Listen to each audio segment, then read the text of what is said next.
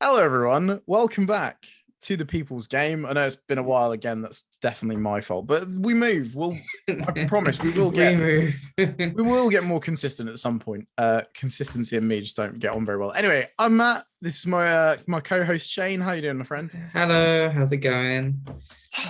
Right now, I thought when we did that ridiculous bumper episode last time that we would have covered everything and there would not be too much Mm, drama going on. I was wrong. Obviously, there's a very big situation going on in the world right now, and obviously, sport kind of, I guess, pales in comparison to that. But yes. for the sake of entertainment, sport is still going on, and we'll still talk about it. Now, we'll get this one out of the way first because I don't.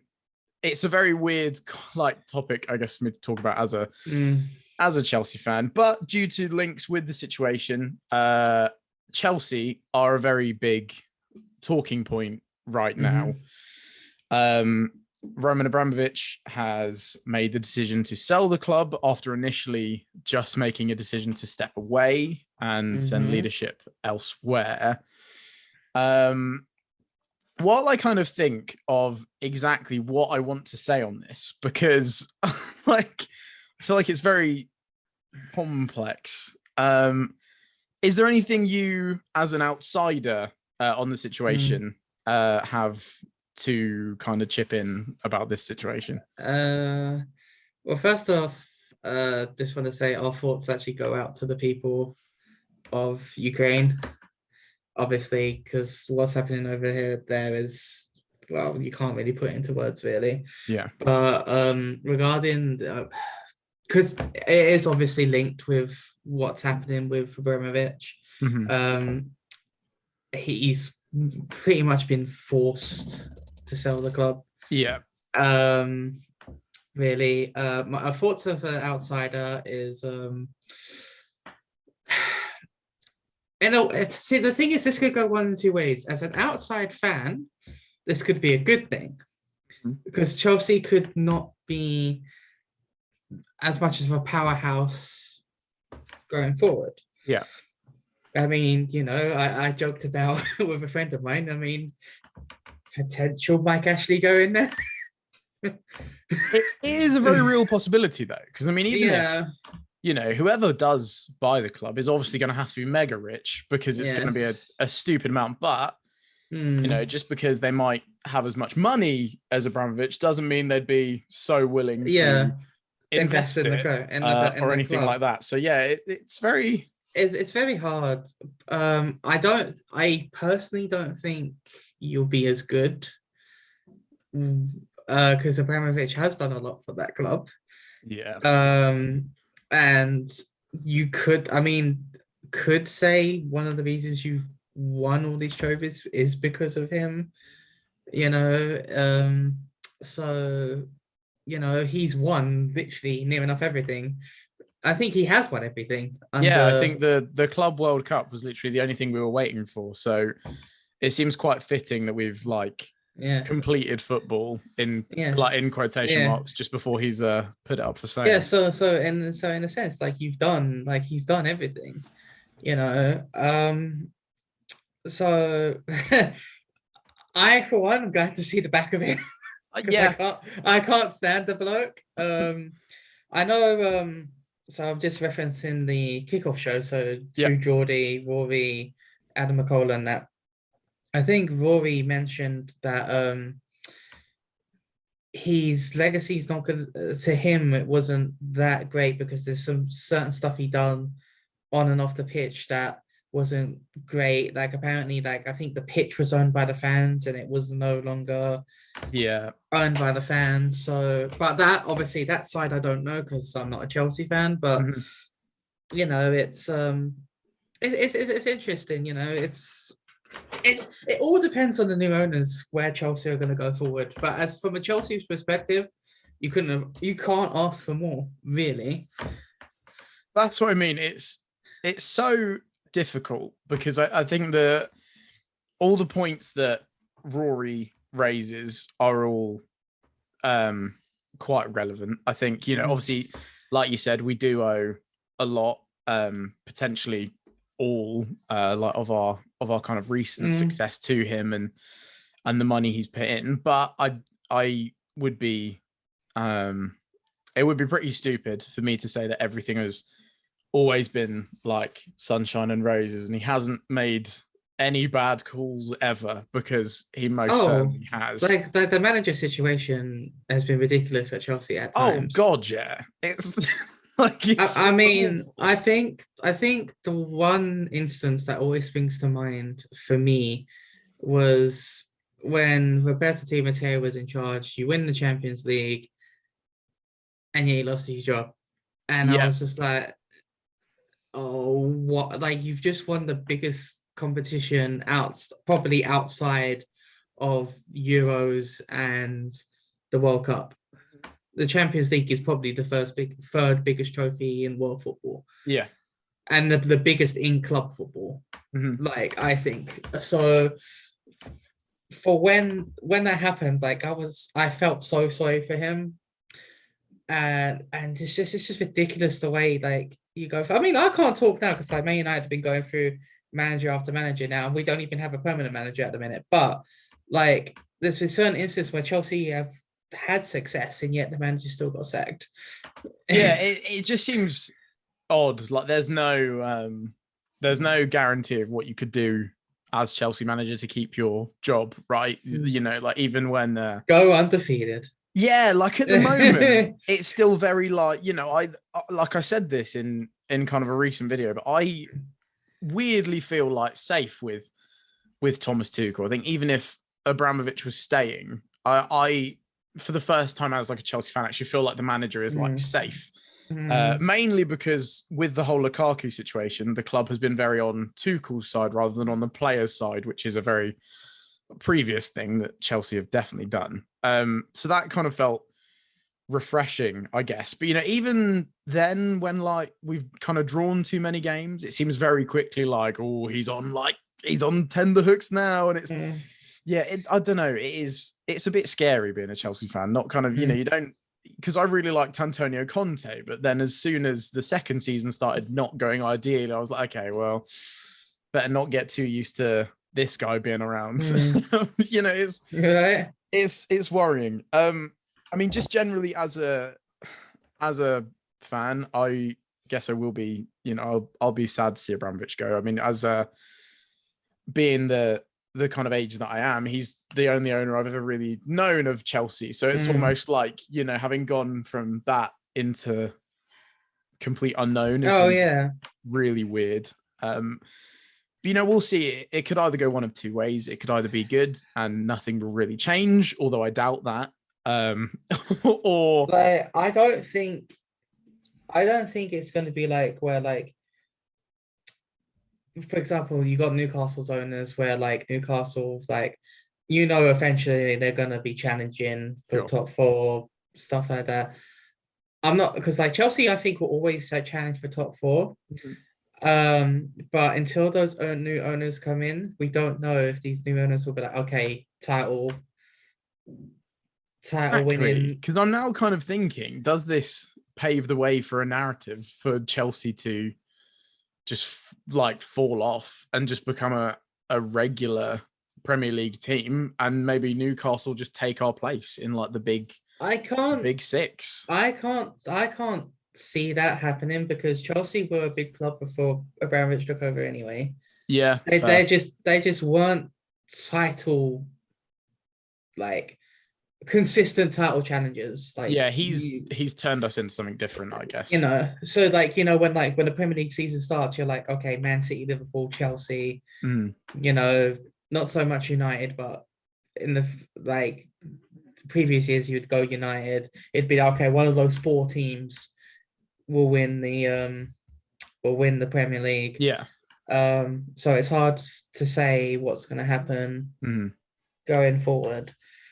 But again, it's literally just a waiting game. Like, who knows who's gonna? I mean, because I know there's going to be plenty of suitors. You know, because Chelsea have been the big club that they are. You know, I mean, they are the current Champions League holders. So, like, you know, it's the the history is there. It's just whether or not the owners are going to be good or not. I mean, That's the thing. It's just how we move forward from this, isn't it? Really, because you could have an owner like Newcastle or Man City, or you could have an owner like Arsenal and Man United. So it could literally go anyway. I just want to say kind of my thoughts on how I think how Roman Abramovich has dealt with the situation from a personal point of view. I think he's done right by the club in like releasing that first statement of like handing over control to initially kind of protect Chelsea from sanctions and stuff. I think that was the right call, and that was dealt with well. And like I said, I do unfortunately would have to say that him stepping away and selling the club again, in terms of what's best for the club, like definitely not what's best for himself. He's obviously writing off like 1.5 billion pounds worth of loans. So in terms of what's best for the club, I think he's definitely doing that with interest, like at heart. And I'm also glad that the net proceeds are going to be going to a charity to help people in Ukraine as well. So I think which I heavily respect for that, by the way, because he doesn't have to do that. Exactly. So I think in terms of dealing with it that way, I think he's dealing with this probably as well as it could be. And again, he's obviously mentioned that the sale of the club is not going to be rushed. He's going to be taking like due process to make sure that everything is good. So I think in terms of that, he's dealing with it well. Obviously, in terms of commenting on other things, I don't think I'd be able to do that. At the end of the day, obviously, no one gets that rich by being a perfectly clean and good person. So I'm gonna stick away from that. But in terms of handling it with the club's interests at heart, which I guess is what one of the primary things we should be looking at here. I think he's doing that well. So I think I'll leave that as is. Obviously, we'll keep paying attention to it, and as more news comes out in the coming like weeks and months, I'm sure this is not going to be the last time we're talking about this. I know Conor McGregor has supposedly offered to buy the club, but well, he also said that when it came, because McGregor's a Man United fan. Yeah. Like he said, like he would like buy Man United, but it's all in good fun, really. I know. I was gonna say I never know whether to take him seriously or not, because I know there was a tweet that said like Abramovich wants 4 billion for the club, which I don't think he'll get that much. And then Conor McGregor just replied saying, "I'll give you 1.5," and I was like, "Well, I just." Anyway, Conor McGregor, that's probably for a different channel. So, moving on to some other changes at a Premier League club, Leeds. Yes. I mean, I guess I kind of expected this, because I think I read a stat the other day that it kind of needed to happen. Yeah, because I mean, I think I read a stat the other day that said throughout the month of February, they'd conceded 20 goals, and they were the first team to concede that many in a singular calendar month in Premier League history. And when you think of some of the awful teams that have been in the Premier League, that is a shocking record to set. I mean, that's worse. That's worse than when Derby were. That's what I mean. Like that Derby team, like to do a worse record than a team like that is like that's bad. I mean, as a United fan, I can just like smile at that stat, because obviously we can't like Leeds. You two have never been particularly great friends. Realistically, that change needed to happen. The thing is, Bielsa's stubbornness cost him that job. It's pretty much that. I'm all for that style of play. Yeah. Right, I'm all for it. You need a plan B. Every manager needs a plan B when when plan A is not going well, and he stuck to his guns. And unfortunately for him, it was time. And obviously they now have this Jesse March, I think his name is. Yeah. So Jesse Marsh, I've listened to a couple of podcasts and stuff, so I actually know a bit more about him than like some people. Because to be fair, although I've listened to podcasts and stuff, for me, he's still a pretty much out of nowhere kind of person. I don't entirely know about him. I've never heard of him until it was announced. So a couple of bits I do know is that the only other job he's really had in football before this was he was a coach at RB Leipzig, and I believe was even head coach. Now, he only lasted in that position for 5 months. So that's not great. I know he is quite similar to Bielsa in terms of playing like attacking football. I know it's like slightly different in terms of like which positions they decide to press and who presses quite as much. But one thing that was interesting is that one of the games he was in charge for was when they played Manchester United, in the Champions League. And I think you scored like 5 or 6 past them. I think. So probably. Questions about whether if they were going to sack Bielsa and really wanted to secure Premier League survival, should they have just gone for someone like a Big Sam? Or have they gone for Marcelo Bielsa light? Like, is this actually going to solve their issues? I guess is the question. My issue with that is I don't think Leeds have the players for a Big Sam team. Valid point. Right. Now, also bear in mind, this had his first game as the time of recording. They did lose 1-0 to Leicester. Oh, I wasn't actually paying. Oh, yeah, it's only 2:30, isn't it? Jesus. Right. Okay. So they've lost. Okay. So they've lost 1-0 to Leicester. So they are heavily in this relegation fight. Obviously, we'll go on relegation later. Yeah. At the time of recording, the big game today is Norwich v Brentford, because that is a big relegation. That is huge. That's a big massive relegation fight. But like Leeds. Now,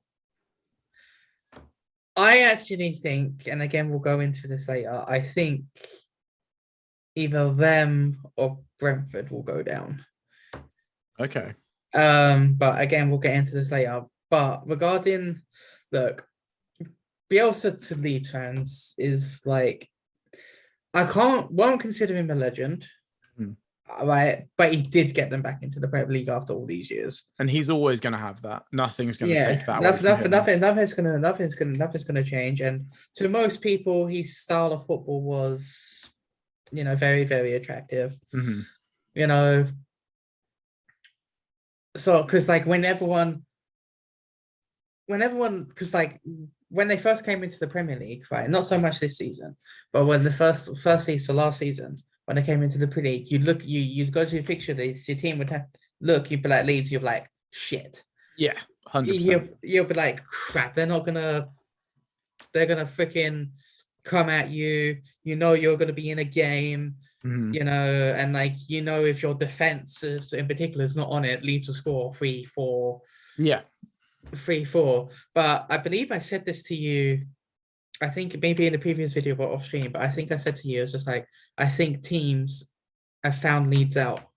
I'm pretty sure that was literally like a couple of videos into the season. And I mean, I think it's still held true that second season syndrome has fully kicked in with Leeds. Yeah. And this is where the plan B has to come in. Like, you can't continue, because like even like teams like Norwich who are in the relegation zone, like okay, Burnley not so much, because Burnley still have that one style, but like Burnley's style is kind of different, because Burnley I think has a style that can continue it, because they've at least got like the solid defense to start with, right? There's like an actual base. Yeah, and don't get me wrong, right? Leeds haven't been helped by injuries. No. Obviously, Bamford's been out for like the whole. Okay, fair enough. I don't rate Bamford personally, and like you lose Calvin Phillips. That's huge, And I've said if Leeds go down, Phillips is gone. Yeah, I agreed. Like he's too good to not be in the top league. 100%. Especially as a DM, but we'll have to see. I mean, let me just quickly look at Leeds' next few fixtures. Obviously, they've lost today. Hmm. To Leicester. So they've got Aston Villa Yeah, at home. right. Then probably their big one is they're at home to Norwich. Big. Then they play Wolves away. Hmm. Very tricky team. And then they play another, probably the informed team, in my opinion, in the Premier League in Southampton. Yeah. And then they have probably biggest 6 point up against Watford Oh, crikey. away. So and then they play you. Oh, So their fixtures are, well, put it this way: apart if Bielsa was still in charge, I think maybe apart from Norwich, because Norwich are not a high scoring team, I think they lose every single one. yeah, I can see that. I can definitely see that. I tell you what, let's chuck this around a little bit. Let's talk relegation now, because whilst I'm just on this topic, I Mm. think I think I can spot another team that I think is massively in trouble here. And this pains me to say it because I really like Frank Lampard, and it would be tough on him if Everton go down, because I know Everton never have gone down. Mm. But I've got Everton's remaining fixtures in front of me because I know their table position is pretty bad. And their leftover games. So assuming that we're saying that Norwich and Watford are pretty much down. Unfortunately, yes. As much as I would love Norwich to stay up, I really would. But Watford, I don't really care about. I think their whole positional managers is just really stupid. So whatever, go down. I don't care. I don't like what I do with managers, so you know. But Everton, I am so worried because in the league, their position is bad, and their remaining fixtures are Tottenham, Wolves, Newcastle, who I don't think anyone really wants to play right now. They've got Palace in the FA Cup. That doesn't matter. They've got Watford, West Ham, Man United, Palace in the league, Liverpool, Chelsea, Leicester, Brentford, and Arsenal. Oh dear. What a run in that is for the rest of the league, considering Oh dear. where they are. That is an awful run in to have left. Not exactly the. That's what I mean. I had always thought, do you know what? Everton are, I hate to use the phrase because no one is, but that too good to go down kind of argument. But when you look at all the games they've got out the way and how little points they have and who they have left, that is a daunting fixture list given I mean, where they are. yes. I mean, to be fair, they should have got a point at Man City. How that wasn't handball, I have no fucking idea. Yeah, that's I'm sorry for disgusting. I'm sorry for my language, but that was horrible. Yeah. Absolutely horrible. How that was not given as handball. I mean, we'll go into cup competitions in a second because I'm still pissed off at how we got knocked out. But um, it's and Everton have they've not been playing badly under Frank Lampard, but seeing that list, well, because you look at Arsenal fighting for top four, like Watford fighting relegation, Norwich fighting relegation. It's Wolves, good team. Newcastle, very good right now. Tottenham could always just Antonio Conte their way out of a game. West Ham are really good. Manchester United, look, you might not be the best they've ever been, but it's still Manchester United. They've got we're currently 8 games unbeaten. They've got Liverpool chasing down the Premier League title. They've Mm. got us. We're trying to kind of reclaim our reputation and definitely secure this top four spot. Leicester aren't brilliant this season, but it's still Leicester. Like you said, Brentford are going to be fighting for that relegation place as well. Crystal Palace, that's a good team. Like that's an awful run in to have left. Yeah, I mean that's really bad. And then, but by the way, I kind of have to apologize to Burnley because I kind of ripped them off because it did look bad. Yeah. But they've done a Burnley. They've done it again. Yeah, They always do this. I just see them just like you said, I can just see them Burnleying their way out of this. Like that just seems like what's gonna happen now. Like I know they're still down there, but I think like hand on heart, if I had to choose my three teams now, in no particular order, by the way. Yeah. Three teams to go down: Norwich, Watford, and I'm picking Brentford. Fair. I mean, Brentford's form is absolutely honking at the moment. They have not won in bad. a good while. Which will probably mean they will beat Norwich today, and it'll actually sadden me. Ivan Toney hat trick in the first half an hour or something. Yeah, but Brentford are one of those teams that they got off to such a good start that, you know, even both of us were like, there's no way they're going down. But I don't know what's happened, but they've just let it slip so much to the point where now it's like they've put themselves back in this situation. You know, they were well clear of it, and all of a sudden they have slipped back into it just because there's been so many games where they, you know, should have picked up points, at least like a draw or something, and just haven't been able to do it. And I mean, when your people up top aren't really firing and you're letting in quite a lot of goals as well, where are you expecting the survival to come from, really? Yeah, and it's just really thing because like I think because I said like Newcastle, I kind of just knew they would be safe as soon as they go on. And and speaking of which, I might as well mention the stat now. Go for it. Right, that I found out when I messaged you about it. Yeah. I'm still in shock about it. So we found out that according to TalkSport, that since Eddie Howe's took over, Newcastle have conceded the least amount of Premier League goals since. What the hell? I hate to be that guy, but it is true. It is somehow a fact. So, I mean, I know they've had a lot of investment, which they have, and, you know, nothing against that. But maybe Eddie Howe deserves a bit more credit for the job that he's doing.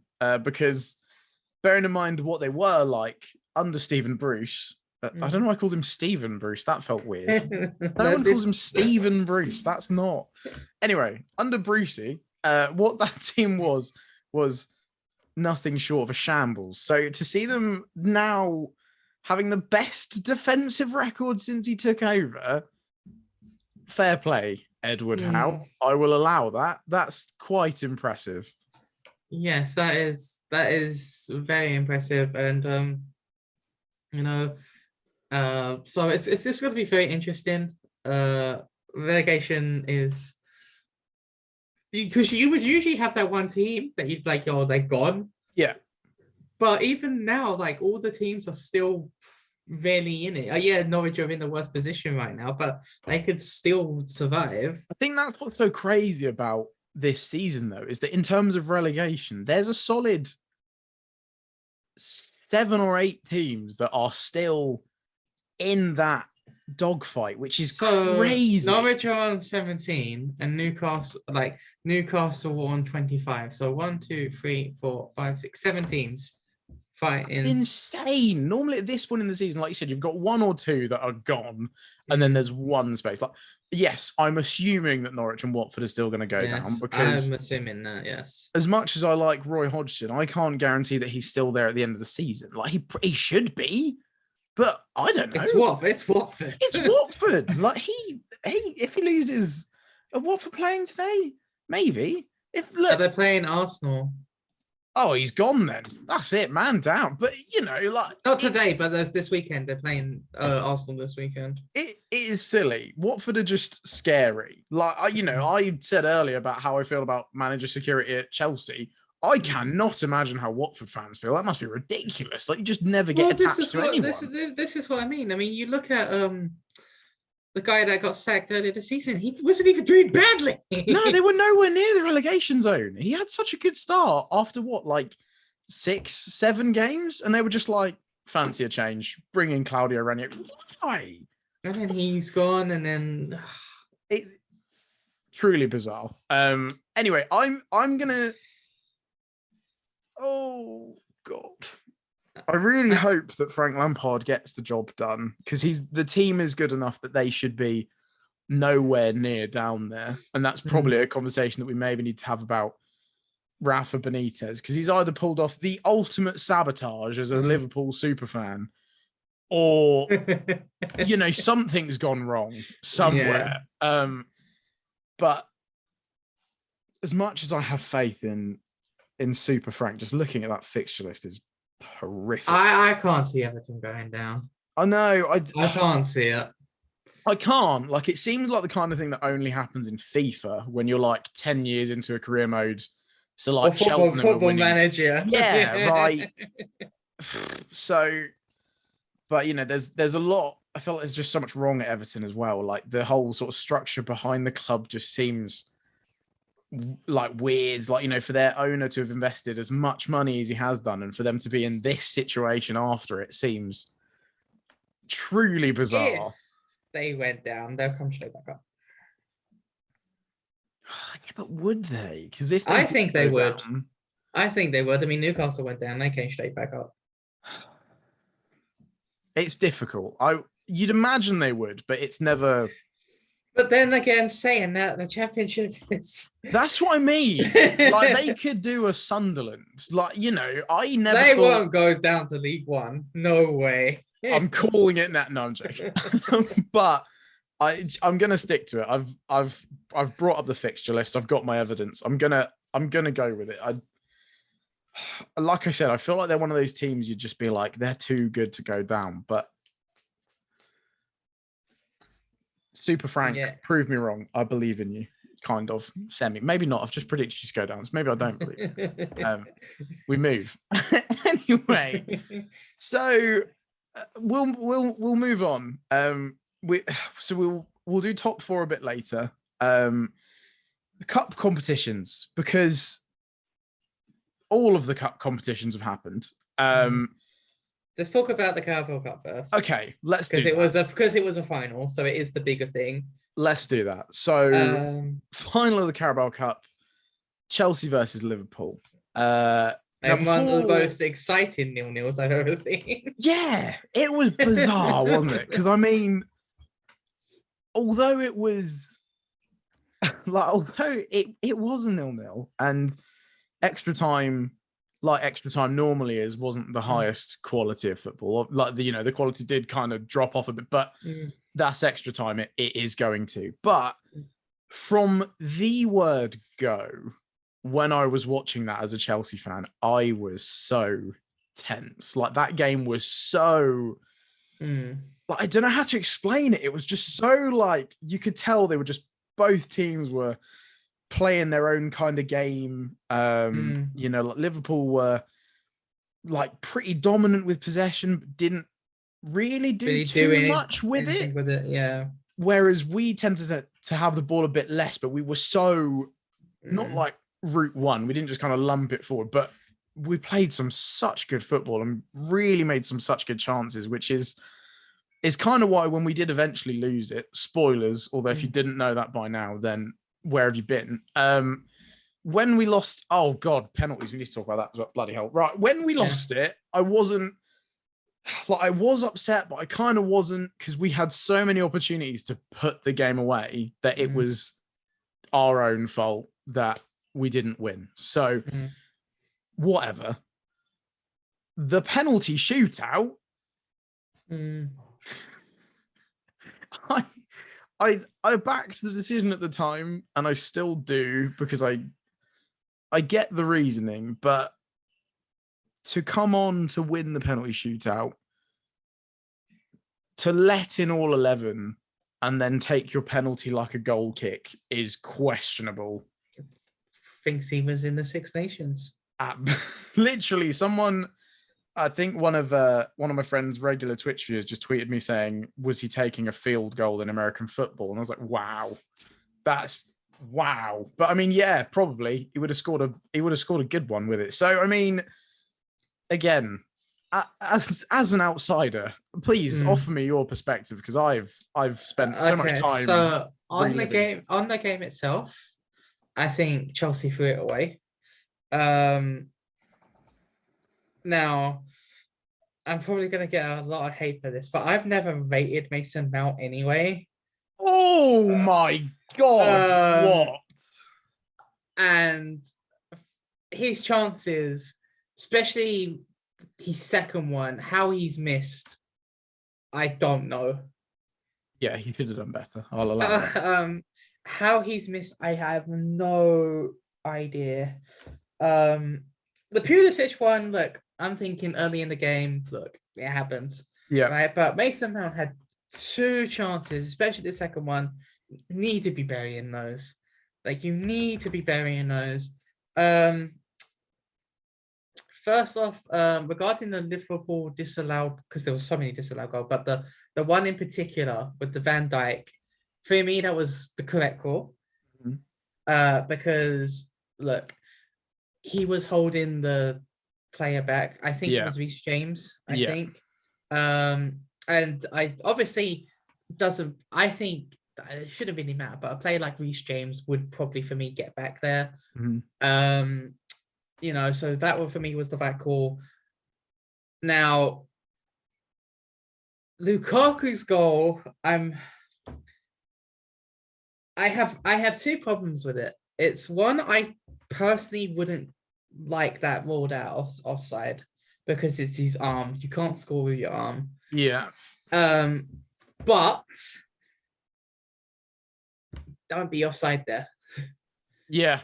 Like, you can't be offside there. Like, you can't. I know you got to play on the line, but like, a player of that quality shouldn't be playing offside. Regarding the goalkeeper situation, I disagree with it. Fair. I disagree with it, because, not being funny, Mendy proved that game why he's one of the best goalkeepers in the world. Yeah. And proved why, for me, he should have won the award at the Ballon d'Or Awards. Yeah.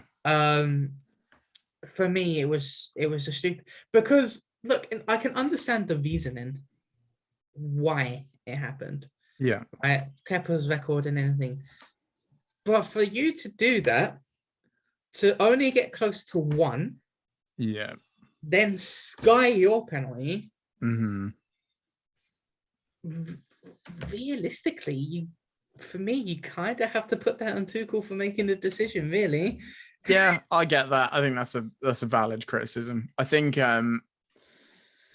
the reason, I guess, I'm willing to give it like a bit more slack, and like, you know, I get why people are mad, and again, if anyone wants to roast me for trying to be like this, then that's absolutely fine. I get it. I get people are fuming with the decision.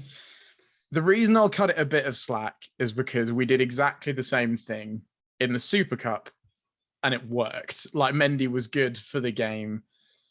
It went to extra time. He was, or might not have even gone to extra time. I can't remember how the Super Cup works. But penalty shootout, Kepa comes on, and he does win that shootout for us versus Villarreal. So it works. And I feel like maybe we've just gone, well, if we can't win it in normal time, we've done this before and it's worked. You know, I will admit it clearly didn't work. Again, I'm willing to give Kepa a little bit of slack for at least twatting his penalty over the bar, because I feel like he's probably not practicing penalties in that capacity. But you'd imagine he'd at least be able to take one better than that. So, like I said, if I get roasted for that, that's okay. I get why people totally disagree with that. But yeah, like you said, the decision was Tuchel's. I thought when we started the game without Kepa, I thought, oh, that seems a bit harsh. He's got us all the way to the final, like Kelleher has Liverpool. But especially with that like double save that Mendy made, I was so glad that he was in goal, because I like Kepa, but he's not making that. Let's be honest. I don't even know if he makes the first save, let alone the second one. So I was glad that Mendy played. Like I said, I will I'll stand by the decision, but I'm not gonna say anyone's wrong for being mad about it or thinking it's dumb, because with the way it played out, I don't think I can really have any ground to stand on. So I get it, but yeah. So Carabao Cup didn't go Chelsea, but that's okay. That's okay. I guess we'll keep it domestic and take a look at the most recent round of FA Cup fixtures. Now, obviously, there's some Chelsea to talk about here as well, because we almost got our pants pulled down, but we'll, I'll let you have the floor, my friend, because I know you're not particularly happy with this. No, because I'm still, because obviously the round previous, we got knocked out by Borough on pens, with the most blatant handball, and I'm calling this was even same as Rodri for Man City. Yeah. I actually think this was even worse. How that was given as a goal, I don't know. Yeah. They said it was accidental. That's bollocks. Absolute bollocks. That was no way in hell. And then obviously went to penalties. We lose some penalties. And then Borough does it again by knocking out Spurs. Yeah, I mean, which is typical Spurs. Yeah, I almost hate using this, but watching that game, it was the most Spursy thing ever, because they just sat off them the entire game. And I was like, well, surely there's just going to be, even if it's for 10 minutes or something, they're just going to switch it on, score 1 or 2 goals, and then they'll just sit back again. But it just didn't happen. If you had never watched football before and someone was like, yeah, one of these teams is one of the biggest clubs in the country and is got to a Champions League final a couple of years ago, and one of these teams is a championship team, pushing, trying to get up there, I guarantee you would not be like, yeah, that team in red is definitely the underdogs here. It was such a weird football game to watch. It was really strange. Yeah, it was. And it's not like Tottenham had loads and loads of chances. No, so it's and they didn't put out a week 11 as well. We had Kane, Son, Lloris, solid team on the field. I mean, look, granted, because I know, and because obviously you beat Luton, but we'll go into that. But you got Borough next. I'm scared. And I said, look, I don't care who plays Borough. I just want them slapped. I can't look. I am not gonna be happy until Borough are out of that competition, because for me they don't even deserve to be in it. I honestly that handball has pissed me off so much. I can tell. I can feel it through the power of the internet. I mean, I said when we beat Luton, I was like, look, as long as we just don't get Middlesbrough, I'll be happy, because they're on a kill streak right now. We need to. If they take us down, they've got a tactical UAV incoming. So, I mean, this is getting a bit nervy. Yeah, so I think the draw is, I think it's Palace, Everton, Chelsea, Borough, Southampton, Man City, Liverpool. Who are Liverpool playing? I actually don't know. Someone. So they're playing someone. Oh wait, hold on, I forgot. Yeah, here we go. Nottingham Forest or Huddersfield Town. Okay. So Middlesbrough on the last. So Palace at home, Borough at home, Nottingham Forest, Huddersfield at home. Oh, we're going to Borough as well. Oh, Christ. Yeah, you're going to the Riverside. Calm. All right. Don't worry. With the way we played against Luton, I'm not scared at all. Yeah, I guess we'll quickly cover that. We almost had our pants pulled down big time. After they scored after the second minute or something? 2 minutes. It was 2 minutes. I mean, I was I think I was getting ready to stream, and then I looked and I was just like, oh, Luton are 1-0 up. I was like, I was streaming a watch along, and I thought it was going to be the most boring watch along I'd ever done. So I was like, this is. It's like I did that typical fan of a big club thing, and I was like, this is going to be easy, nothing to worry about. But Chelsea did what Chelsea do, and we made things way harder on ourselves than they needed to be. I think when it came down to it, especially in the first half, they just wanted it more than we did. Like my stream chat said it, I said it. It was just really obvious. They were really playing up to the occasion, like, potential giant killing. They wanted it, and we almost turned up like I did on stream and was like, yeah, we'll be fine. So first half, they deserved it. Second half, we made some changes, started playing much better football, and eventually got to the conclusion. But I mean, credit where credit's due.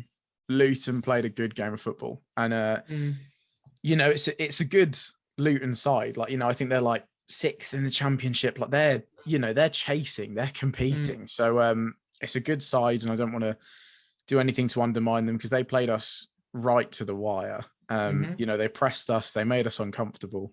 I'm glad we got through, but yeah, it was a bit squeaky bum time. Definitely wasn't comfortable like I thought it would be. Yeah.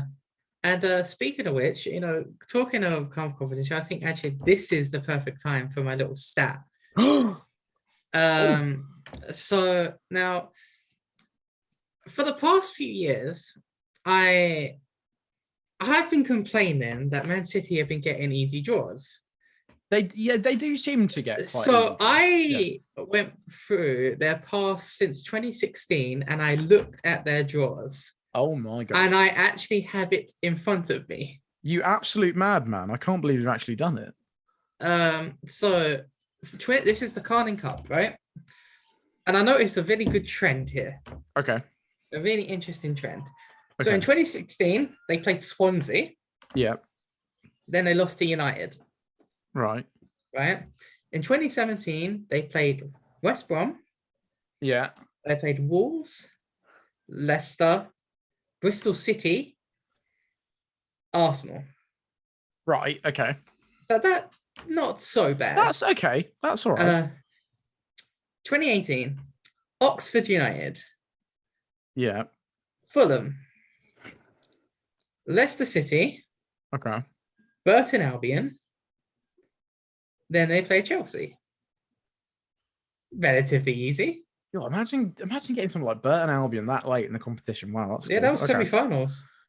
Blimey, go on, Burton. Yeah, fair. Okay. 2019, Preston North End, Southampton, Oxford again. Oh. Man United. Or Oxford. And then they played Aston Villa. Right. 2020, they played Bournemouth, Burnley, Arsenal, yeah, Man United, Spurs. Okay, that's a fair run. That one was not too bad. But when it comes to the FA Cup, yeah, I'm not happy with it at all. Oh God, I was going to say, because to be fair, that doesn't sound as awful as I thought it was going to. Right. Like, most of those are pretty like the 2018, 2019 are bad. Yeah, those are pretty valid cup runs. That's okay. Right, no, because with 2018 they played Oxford and Burton, and in 2019 they played Preston, Oxford. Yeah, so but 2016 FA Cup. Yeah, not so bad. West Ham. Yeah. Palace. Huddersfield. Okay. Middlesbrough. Yeah. They lost to Arsenal. Right. Because I put 2017. Burnley, Cardiff. Yeah. They lost to Wigan. Oh my God. That was the Wigan year. Yeah. That was the Wigan year. 2018. Rotherham. Burnley. Again. Newport County. Swansea City. Yeah. Brighton, Watford. Right. 2019, Port Vale, Fulham, Sheffield Wednesday, Newcastle, Arsenal lost. Right. 2020, Birmingham City, Cheltenham Town, Swansea City, Everton lost to Chelsea. Right. What the fuck is this? Wow. Okay, yeah, that's it's like even when they seem to get drawn against Premier League teams, it seems to be like either Burnley or Newcastle. Well, this is what I like... mean, right? Look at the right. So the times they've drew, say, Big Six, so I'm including Arsenal in this, right? Yeah. Lost to United in 2016, right? And then obviously they went on that run where they won every single Carling Cup. Yeah. Right? But like 2016 FA Cup, they lost to Arsenal. They lost, and then they lost to Arsenal again in 2019, and then lost again to 2020. So more often than not, in a cup competition, if they play a big-ish team, they tend to lose. That's wild. Because I feel like they're always kind of associated with like easier cup runs than most, but you just kind of assume, I guess, with them being Man City, that even when they came up against bigger teams, they like smashed it. But yeah, when you go over that record, it's a bit because I was curious, right? Because I was just like, you know what? Whenever I see Man City draw someone, I get pissed off because they get some like lower league opposition, which is no disrespect to the lower league. Yeah. Right, but it's just like, well, come on now. Yeah. You know, and it's just like, well, and then it kind of feels like of all the teams to get like almost like a day off or like an easier ride than normal. It's, you know, of all the teams to give it to, why give it to them? So look, fair enough. A lot of those years they won the trophy, but I also look at it and it's just like, are they technically as great as they sound considering who they played? Oh, that's maybe its own video entirely. You know, because that, well, people talk like Man City are like the big, like this huge team, and yes, you have to beat who's in front of you, but I don't know.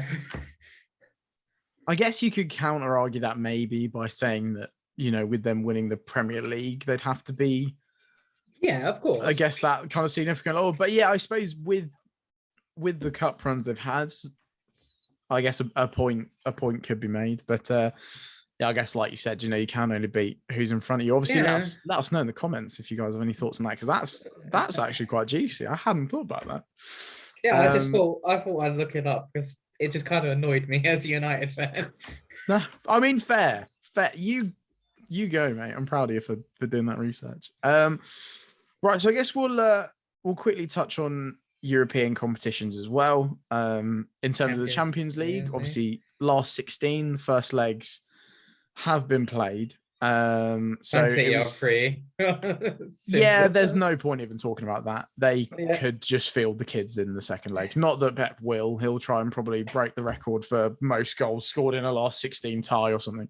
How are you feeling? Obviously 1-1 with Atletico Madrid. How did you feel about the game? Because I know there was quite a lot of differing opinions on whether it was deserved or not. But I mean, that's not what matters. It's the results at the end of the day. But how did you feel? One of the worst performances I've seen. See, I haven't seen it. Was it really that bad? It was bad. Wow. It was bad. We were toothless. We were like misplaced passes everywhere. Pogba was off of it. Fernandez was off of it. Ronaldo, look.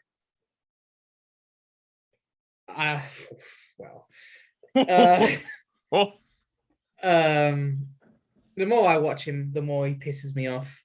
Wow. Because he's just too much of a baby. Wow. Okay. Like he's just like too much of a baby, and like I'm not gonna distinguish his legacy, especially when he first came here. But look, to be honest, we didn't really want him. it only happened because he was going to maybe go to Man City. I think we've had to play a certain way now. Now, look, don't get me wrong, right? The way we're playing right now, yes, we're drawing like every single game, right? But it's because we're not putting teams away. We're having like 20 or so chances a game and we're just not scoring. And that is the problem. But going to Atletico Madrid, look, they should have been 2-0 up by half time. Should have been like 2-0 up during the second half. And then obviously, thankfully, Alanga comes on and, pretty much our only probably clear-cut chance and we put it away, which is a sign of a good team of not playing well. You're having one chance and you put it away. Yeah. And realistically, we should have been out this tie. Mm-hmm. Obviously, Atletico Madrid are going to have a few players back for the second leg. Yeah. Yes, it's going to be played at Old Trafford, and I'm hoping like the European night at Old Trafford will see us through. But even if we did go through, whoever we were playing in the next round, can't see going through unless we played the winner of Benfica Ajax. But I can't see us beating any other team realistically. It's kind of weird at the moment in that I almost see a lot of like similarities with Manchester United and Chelsea at the moment in that, like you said, it seems like a lot of the time when you guys are drawing games, because I know we went through a massive spate of it where we created so many chances and then would only score one, which leads to like when we played Brighton, where we literally bullied them for 90 minutes, only scored one, and they bring on big Danny Welbeck and he scores an equaliser. And it's so frustrating. And I think in that I see so many like similarities with our clubs at the moment. Well, this is the thing, and it's just like it's just hard because it's just like it kind of annoys me. Like just to speak about Man United for a second, it's just like it annoys me because it's just like people say Rangnick's not doing a good job. I actually think he is doing a good job. Right? He steadied the ship because we were leaking goals left, right, and center. Yeah, and it's the defense is not our problem. Yeah, it's going forward which is the problem. And not being funny, you got rid of Martial, right? Well, not got rid. He's on loan. Yeah, right to Sevilla. Right, we could probably do with someone like Martial right now because we're not scoring. Yeah, Cavani is just too injury prone. Yes, he's back now, but like he's just too injury prone, and that leaves us with Ronaldo because Rashford's not really a striker, and Rashford's form is atrocious. Yeah, and it's just like, and look, by the way, I'm not going to be one of those people that like, oh, Rashford needs to be sold because no, right? Yeah. No, like I have a huge respect for Marcus Rashford on and off the pitch. Yeah, I wouldn't sell him, but his form is bad. I wouldn't have him in the starting 11. Elanga deserves that place, 100%. Jadon Sancho, funny enough, since we last saw, we were considering him being maybe the flop of the season. I'm gonna have to retract that because he's been showing up. Yeah, we're starting to see now what Premier League era Jadon Sancho could be. Yeah. So, like right now, my flop of the season would be Jack Grealish. Fair. Because look, what has he done for City since joining? Really. To be honest, I'd say it's Lukaku. I mean, literally, I remember like one of the first videos on this channel, and we were like, "Who's your signing of the summer?" And you were saying it was Lukaku, and I said it was Varane just to be nice, but I thought it was Lukaku, and now I'm looking at him and I'm like, look. Anyway, that's another thing. Yeah. But yeah, I get it. The only thing I find really weird is just with Chelsea's game against Lille, we demonstrated everything that this team could be, and that we were comfortable. We scored enough goals to, I mean, it's only 2-0, but we've got the next leg, and I'm feeling pretty confident about it. I'm feeling good, but it's almost just a case of, like, why can't we just be like that every week? Why? It's like we Yeah. pull out the odd performance that's so good, and then so many other times when I'm watching Chelsea, I just find it really stressful because it's like we're doing this the hard way. It doesn't have to be like this if we just turn up and play football. But yeah, obviously the big game was PSG Real Madrid, yes, which ended 1-0 PSG. Kylian Mbappe Mbappe, who's his obviously potential new employers. Yeah. yeah. Ooh. So you look at the ties, you think PSG are in the driver's seat. Well, Man City are through, so yeah. Let's just that doesn't need to be talked about. Salzburg won, Bayern Munich won. Yeah, Bayern Munich had to claw that back, didn't they? Very, very surprising. I would assume that Bayern will get the job done.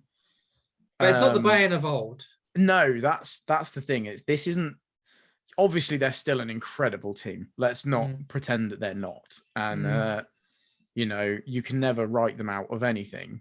But you know, if they've managed to get a 1-1, you know, this Salzburg team might pull up an insane upset. I don't think they will. Yeah. So you have Liverpool 2-0 against Inter, which obviously we bear in mind, like we can't even say, even though it was away from home, because away goals do not count anymore. Oh, yeah, that's the thing, isn't it? Yeah, so like it literally will just go to extra time. So but Liverpool should still go through with a 2-0 lead. Yeah. Same with Chelsea. Villarreal Juventus 1-1. I'm still back in Villarreal. I think they're going to get it done. I weirdly believe in this team. And then you have Atletico United, which is 1-1, and then Benfica Ajax, which is probably the least exciting, but that's 2-2. So there's still a lot to play for, to be fair. I'm glad it's not. And the majority of these ties. That's it. Like, I'm glad it's not. Apart from Man City, like Lille could come back, Inter can come back. 6-5 reverse sweepers on, I'm telling you. You know, it's not out of the realms of possibility. Nah, for sure. Is there anything you want to touch on in the Europa League other than West Ham are going to win it? No, there is something we need to talk about. Oh, let's do it. Rangers knocking out Dortmund is a must talk. I forgot about that. Oh shit! Yeah. I am so surprised. I am actually so surprised that Newcastle 2-0 up already. But oh blimey. Well, because I at least thought when Dortmund got knocked down a peg and obviously taken down to the Champions League, I thought, look, you know, because let's have it right. This Dortmund team is chaos. Like, goals follow them wherever they go, whether they're going in for Dortmund or going in Dortmund. They are literally everywhere. Let's, you know, I think I read something the other day that of the like 35, 40 something games they played this season, over like 75% of them have had 4 or more goals in. So if you want a ridiculous game of football to watch a Dortmund game, because it will be silly. Yes. But I thought, you know, well, even if they're going to leak goals, I was kind of thinking maybe they'll do like when Liverpool first got to the Champions League final, where they would just win every game like 4-3 because they couldn't defend, but at least they could score a hell of a lot.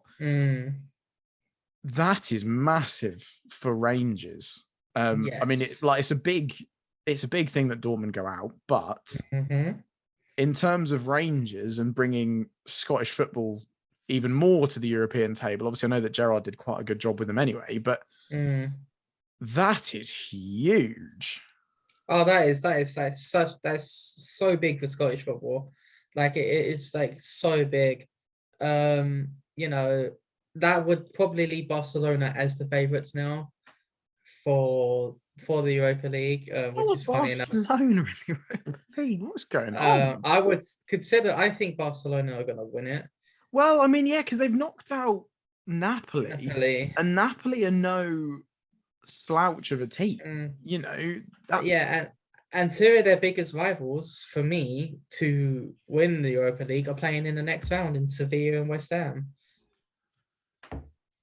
Yeah, fair. I mean, so let's have a look. Who's left in the round of 16 for them? So we've got Porto, Lyon. That's quite hard to call, to be fair.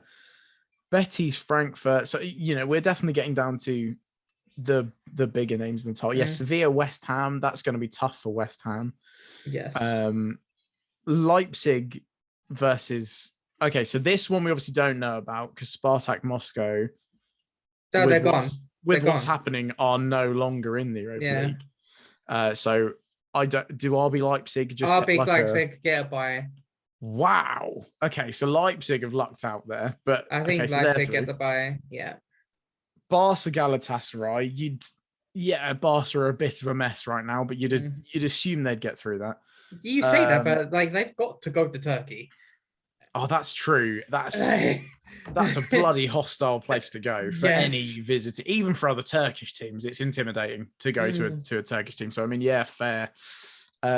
Rangers have a team that I'm not even going to attempt that because I will look silly. So hopefully Rangers will go through because I genuinely do kind of, I guess, like root for them just as almost like a feel good kind of story. Like it's cool to see them actually doing bits in Europe again, kind of especially with like Celtic not being on the scene. I think that's quite. They got knocked out of the freaking Europa Conference. Yeah. Oh, dearie me. Braga, Monaco, and Atlanta, Leverkusen. So I mean, there's a lot of quality still in the Europa League. But yeah, I mean, looking at that, you probably would have to say that a slightly messy Barcelona are a good looking team for that. Yeah, I mean, I'll be surprised if Barcelona didn't win it. No, Davy Moyes is going to bring it home. I'm telling you. I would not. You know what? Right? Being where I'm from, like obviously even a West Ham. Yeah. Like are technically the local team, even though I can't stand them. But like I've always been one to like, I would want an English team to win it. Yeah, I was going to say. Except if it's Liverpool Leeds. Absolute scenes if Mikel Antonio can guide West Ham to Europa League glory after they beat Barcelona in the final. Something like what a time to be alive that would be. And I mean, let's be honest, with the top four race also being quite close, that could be a realistic route for West Ham to be like, right, let's not like give up on the league, but if we look at the Europa League realistically, that could be their route into Champions League football. So who knows? Like, there's a lot on the line there. I mean, we'll because see. I think this actually brings into a good waypoint for the top four. Yeah. You might not like me saying this, but I think Chelsea are in the mix now. I actually think they are. And now they have a game in hand. But yeah, that's the problem. It's the but, isn't it? Like, they've not been looking great lately. No, I agree. And they're playing right now, by the way, and they're in for a tough game. Yeah, that's the thing. We've got one of the teams down the bottom, but it's Burnley, and Burnley are always scary because it's Burnley. Like, it's just, I think we'll be okay. But it's not comfortable is probably what I would say. Yeah, because I'm looking at it as it stands right now, right? Yeah. So as it stands, you would have a game in hand on us, right? And so, but this is including you getting this. If it finished 0-0 as it stands now, yeah, you'd be on 51. Man United would be on 47, but you would have a game in hand. Yes. Right. Arsenal though have 2 games in hand on you. And if they win both, they will be level on equal points. Yeah, equal points. It is. It's good. I think it will be between one. Like it's between either Chelsea, United, West Ham, Arsenal, Spurs, Wolves. I don't think Wolves now. No, as much as I would love because they lost to Arsenal that charge, and they lost to West Ham. Yeah, I don't think they'll get it. Which annoys me because they always turn up against United. Like, fuck's sake. It's always the way, mate. Always the way. I don't think Tottenham are going to get it, to be honest. to quote Rory Jennings, because I love that he says this, and I think it's so accurate. I thought Conteism would outdo Spurism, or like Spursism, but it seems that even Antonio Conte can't outdo Spurs doing a Spurs. So I don't think it'll be Tottenham. I mean, looking at Arsenal with those games in hand, I never would have said this after they lost the first 3 games of the season, but I'm a bit confident of Mikel Arteta. I think they're getting top 4. So you don't think United will get top 4? Because we still need to. We got Man City this weekend. Mm-hmm. As recording to this, then we still got to play Liverpool, both away. Oh God! We still got to play Spurs at home. We still got to play you guys at home. Yeah. I think we still need to play Southampton. Yeah. We had our chance because we've been playing teams near the bottom of the table, but we've just thrown it away. Like lost against Watford. My goodness me! Like, how did we not win that game? But again, like, if we don't get top 4, it's on our own. It's our own fault. This is what it's our own fault. Gives me the confidence that we'll get it. I don't think it's going to be as comfortable as we thought it would be, but this is what makes me think we're going to be okay. Is that our remaining fixture list is fairly nice to us. So we've obviously got Burnley right now, then we've got Norwich, then we've got Newcastle, which could be a potential banana skin with them being how they are. Brentford, Southampton, Leeds, West Ham, which again, that's going to be tough. Everton, which depending on how they are by that point in the season, could be tough, could not be. Wolves, which will be tough. You guys, and then we end the season with Watford. So in terms of a remaining fixture list, that is fairly nice to us for the most part. But it's so open, we shouldn't be in this position. Like you said, let's rewind a couple of months. It was kind of us, Liverpool and City, and everyone was like, yeah, nailed on. That's it. They're going to fight it out. And then those two just continued to play really well. And we continually drew with everyone for about 2 months straight. So we've kind of thrown ourselves into this, but I think we'll clinch it. But I think you'll be fine as long as Havertz is up front. Oh God, yeah. We look so much better with him up top, which makes me question the Lukaku deal even more. But again, I'm not going to start ranting about that, because if I do, I might not stop, and this is already going to be a lengthy episode. So maybe next video I'll just open with a 20-minute King Kai Havertz rant, but we'll see. Maybe that's for another day. But so I'm gonna go. I think Liverpool are a team that like being under pressure. I'm gonna bank on them to catch City, because those two still need to play each other. I mean, I think it is at the Etihad or Emptyhad, but whatever. I think Liverpool are going to catch them. I think they're going to do it, because Liverpool seem to perform under pressure.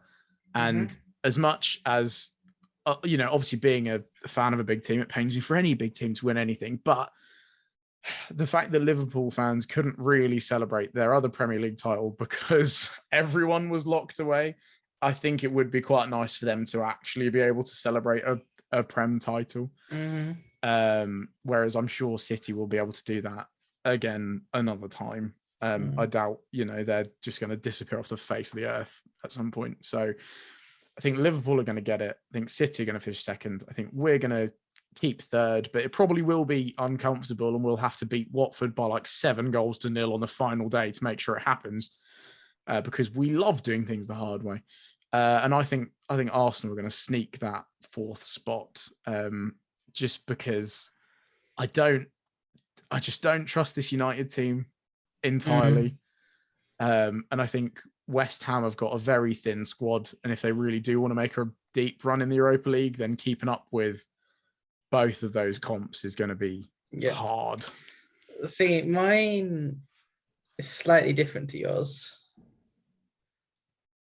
I can't for the life of me have Liverpool winning a title coming out No, of my mouth. that's understandable. I'll Um, allow that. That's okay. so Man City first, Liverpool second, Arsenal third, Chelsea fourth. Oh. And the reason I'm going Arsenal third is simply because they're out of the FA Cup. Obviously, Carabao Cup's finished. They got knocked out of that. They haven't got European football. They only have to play one game a week. Fair. I mean, that's literally how The Conte won the key, title the with us. key, the key match is, I think it's in April, where Arsenal play United at the Emirates. Yeah. Now, if Arsenal win that, I think they get top four. Okay. If they lose that, I would be more hopeful, but the problem that I have is I will say this: I don't think we're going to get anything out of City. I don't think we'll get anything out of Liverpool because they're both chasing the title. I can't see it. Even though we've have improved, I just can't see it. You guys kind of usually ends with a draw, although for some reason we seem to turn up against Chelsea. Yeah. Okay, yes, bearing in mind early in the season, like what we were freaking awful under Solskjaer, and yet Sancho scores his first goal. So you know, just kind of ironic. It's But just Man United things, yeah. yeah. You know, so it's gonna be very, very interesting. But I just want to quickly touch on a certain league actually. Okay. Because we're coming up to the end. Yeah. So I want to talk about the championship. Okay. Because I want to see, how do you think? For me, Fulham are coming up. Yeah. Who do you think will get promoted apart from Fulham? So I think it's fairly safe to say that Fulham and I think Bournemouth are going to be okay as well. They have a lot of games in hand. That's what I mean. Just looking at it in front of me, Huddersfield are on the same points as them, but Bournemouth have played 4 games less. And especially when you're one of the better teams, that's a lot. Obviously, I guess the kind of flip side of the coin is with it being the championship, literally anyone can beat anyone. So games in hand aren't necessarily like as big of a factor, I guess, but you'd kind of have faith in Bournemouth to do it. Part of me, actually, I can't say that. I don't know. I have this weird feeling about QPR, and as a London club supporter, I don't need another derby day on the calendar. So I just have this feeling, but I don't know.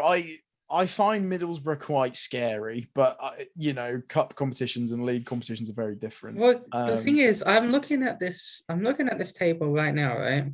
Middlesbrough are 55 points, right? With plenty of games to go. Yeah. Right. A championship being so predictable, like you could probably go to like Millwall on 50, like West Brom 49, Preston 48, maybe even Blackpool 46. So many opportunities. Yeah. So many teams could get. Oh crud! Sorry, Brentford has just scored. Oh dear, it's happening. And it was Tony, by the way. Oh god! Wow. Rewind it. Reload the thing. I definitely said that. Yeah. I mean, all it takes is one championship team to go on a run, and all of a sudden you're there. But then you know it can also work the other way. Whereas you know you take a couple of losses in a row, and all of a sudden you've gone from automatic promotion to like mid-table. So we'll see. I don't know. I have a strange feeling about QPR. I feel like they're going to do it. They've like no one was really expecting this from them as well. So I'm going Fulham, Bournemouth, Middlesbrough. Fair. I mean, Middlesbrough have shown they've got the They've got the minerals to be in the Premier But then League for again, sure. I mean, they might focus on the FA Cup. I mean, who knows? That's the beauty of football. That's why we like, because who knows? We've spent an hour and a half talking about this, and everything that's come out of our mouths by the time next week rolls around could be proven to be absolute crap. Football is just great. Like, who knows? Anyway, I think that is everything we were going to touch on this afternoon. Thank you for bearing with us. I'll actually set some time aside next week so we can have like only like a week between an episode rather than a month. So we don't just have an entire like Bible's worth of stuff to talk about by the time we come to do it. And then maybe we could throw predictions in this. Yeah, we'll see where we go. We'll see how it goes. But if you have enjoyed the video, please leave a like on the video and subscribe to the channel as well. If you are interested in stuff that me and Shane do other than this YouTube channel, then all of that stuff we linked below, like our own YouTube channels, our own Twitches. We do other things, which is normally why things on here are so late, because we actually sometimes do occasional stuff elsewhere anyway. But if you have any opinions on anything we've said, even if it's telling me that you think Kepa is a walking bin bag, then let me know. Let me know down in the comments. But thank you guys very much for watching, and we'll see you in the next video. Peace.